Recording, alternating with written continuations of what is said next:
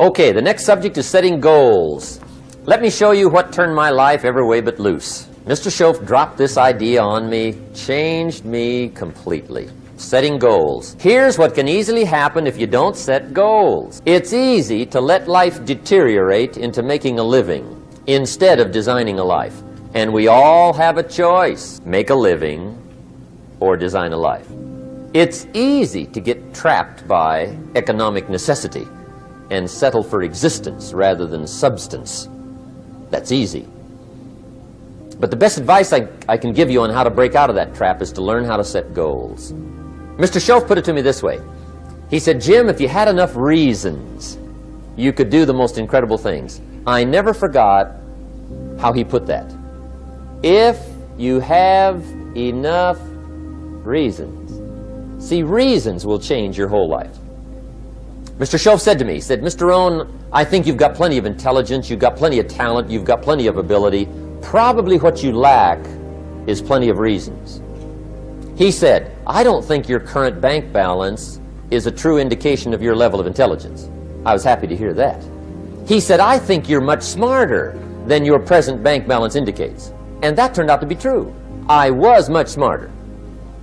But of course my first question was, well then why isn't it bigger? And he said, you don't have enough reasons. You've got enough intelligence, but not enough reasons. So see, reasons can change your life. Here's what else I found out. Reasons come first, answers come second. You don't get the answers to do well till you get the reasons. Life has a mysterious way of hanging on to all the answers and only gives them up to the people that are inspired by reasons. So reasons make the difference in how your life works out. Now, what are some of the reasons for doing well? Let's go through a quick list called Reasons for Doing Well. First is personal reasons. Some people do well for recognition. Some people do well for respect. Some people do well for the way it makes them feel. They love the feeling of being a winner. Those are good reasons. I have some millionaire friends that keep working 10, 12 hours a day, making more millions. And it's not because they need the money. It's because they need the joy and the satisfaction and the pleasure that comes from being a constant winner. And see, it's not just the money anyway. It's the journey, not the money. Once in a while somebody says to me, boy, if I had $1 million, I'd never work another day in my life. That's probably why the good Lord sees to it they don't get their million, right? They'd quit. They'd quit. Okay. Next is family reasons. Some people do extremely well for other people, and that's powerful. Human beings can greatly affect each other. Sometimes we will do things for somebody else we will not do for ourselves. We're made that way. I met a man one time who said, Mr. Rohn, to do all the things I want to do with my family around the world, he said, I got to have at least $250,000 a year. I thought, incredible. Could a guy's family affect him that much? And the answer is, of course. How fortunate are the people that find themselves greatly affected by somebody for personal achievement. And we are affected. The writer of a recent song said, if not for you, the winter would hold no spring, couldn't hear a robin sing. I just wouldn't have a clue if not for you. So we can be affected. That might be one of the most stimulating reasons to do well, finding somebody. When Andrew Carnegie died, the wee little Scotsman that built the big steel industry, when he died, they opened up his desk, and in one of the desk drawers, they found a slip of paper. On that piece of paper, Mr. Carnegie had written his goal for his life, and he wrote it when he was in his 20s. And on that piece of paper, it said, I'm going to spend the first half of my life accumulating money. I'm going to spend the last half of my life giving it all away. What a goal. He got so inspired by that goal that the first half of his life he accumulated $450 million. And the last half of his life he gave it all away. Good question tonight. What's got you turned on? What's got you bombed out of sight to get up early and stay up late and hit it all day? Next question. What's got you turned off? When I found the answers to those two questions, my life exploded into change. I finally found out what had me turned off, and I got that cured. And then I got me a long enough list of reasons to turn me on. And once the lights went on for me, age 25, they've never gone out. I've fallen out of the sky a few times, but I've never lost that drive to make something unique out of my life. See, reasons altered my whole life. How many have somebody that you'd like to do something special for? Raise your hands, please. Let me share with you how I did that. Now I want you to think about your financial freedom number. What does that look like? Pull that up for yourself. Your financial freedom number. Write it down. What is that? That once you do that, once you accomplish that, you'll become debt-free. I can tell you it's a good feeling. You become debt-free. You have more time for yourself. It gives you more choices. I love to travel. You know, I've been to over 50 different countries. You know, people talk about making America great again. Trust me, we are the greatest on the planet. Don't let anybody tell you any different. Trust me on that. I don't care where I go abroad and have a real good time. When I come through customs, I'm singing God Bless America. Let me tell you. And so you can donate to causes that you believe in. As you think about your financial freedom number, it alleviates a lot of stress in your life. People say money won't make you happy, but everybody want to find out for themselves. A friend of mine named Rita Davenport said money ain't important, but it's right up there with oxygen. And let me tell you something, fellas, even if you're as homely as I am, you got some money, women will find something cute on you. Oh, he's got earlobes like Tom Cruise, honey. He's got a walk like Denzel Washington. I used to be so broke I could walk past a bank and trip the alarm. Creditors would call my house and my children would answer the phone and say, my daddy say he ain't home. And sometimes they would catch me. May I speak to Les Brown? I'm sorry, but he's not here. You sound like Les Brown. Don't you go there, big boy. Poverty sucks. I'm telling you. So as you think about your financial freedom number, I want you to multiply it 100 times. And I didn't stutter. I found, based upon my own experience, that most people fail in life not because they aim too high and miss. Most people fail in life because they do what I did for 14 years, aim too low and hit. And most people don't aim at all. No one could have told me, given my circumstances, given my beginning, both my birth parents came in here right now, would not know either one. No one could have told me, based upon the fact that when I was in the 5th grade, I was labeled educable mentally retarded and put back from the 5th grade to the 4th grade and failed again when I was in the 8th grade and no college training, that I would be able to do what I'm doing now.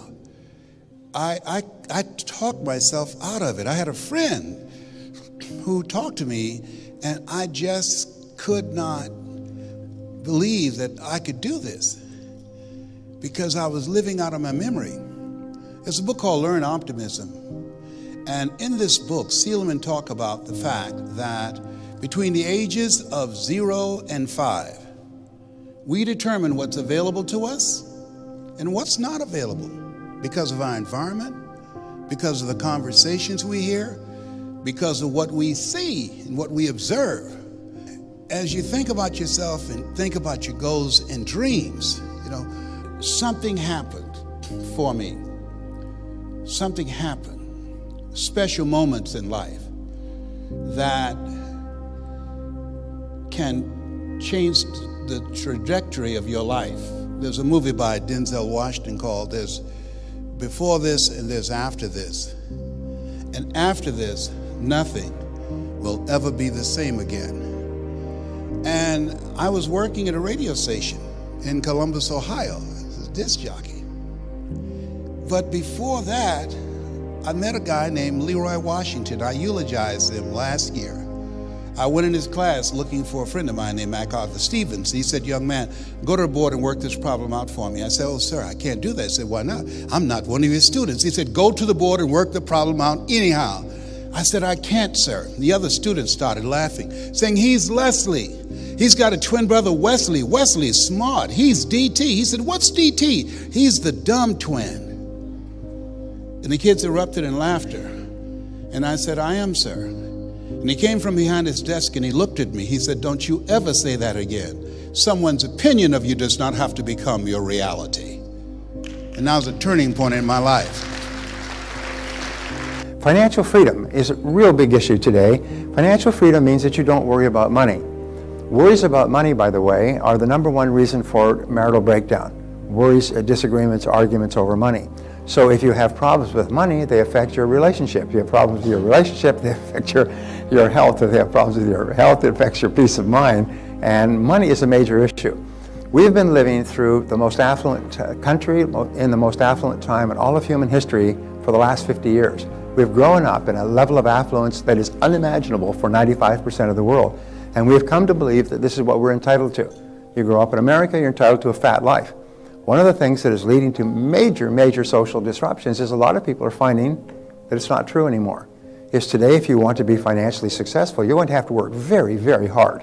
You're going to have to get up early and hit it hard and work all day and work into the evenings. You're going to have to work 6 days a week. There's no wealthy people who work 5 days a week. Zero, nada, nicht, rien de chose. None. There's no successful people who work 5 days a week. Because if you work 5 days a week, you actually only work about 4, and you start late, you leave early, and you waste time all day long. Successful people work long days and they work into the weekends. However, they're doing something they enjoy, and they're doing something they get tremendous satisfaction from because they're making progress, and as a result, it's really not work. You know the old rule, I found something I love to do and I never worked again the rest of my life? I worked 7 days a week, but I never worked a day. And you'll find that when you do that, which you will before we're finished, when you start to find what it is that you love to do and put your whole heart into it, you never work again, and you get paid more than you ever dreamed of, and you don't even care. You don't even count the money anymore because you're just getting so much satisfaction from using yourself at the very highest level. And so financial freedom, this is something people have to start thinking about. The worst thing you can do today is to be in debt. As you know, as they say, the debt comes and goes, but the interest payments stay forever. And it's the interest that kills you. It's the constant payment. So one of our goals is to achieve financial freedom. And this isn't something that happens by accident. We don't say, well, geez, I got to show up, I'm financially free this morning. No, what we have to do is we have to set it down and make a plan, and we have to work on it for a long time. It's not something you can do once, it's something you need to do throughout your career. And too many people today are deeply in debt. You know, 70% of Americans live from paycheck to paycheck. 70% of Americans. What that means is that they have no money. They have no reserves. The average American family at the age of 40 for the major breadwinner has a total net worth of about $40,000. And that's including the equity in their home. At the age of 60, they have a net worth of about $62,000. An average of about $1,000 a year. Most people without pensions, that's why there's so much political controversy, without pensions, most people would be destitute. They'd be impoverished because they have nothing. 70% have nothing. Why? It's not because they haven't earned a lot of money.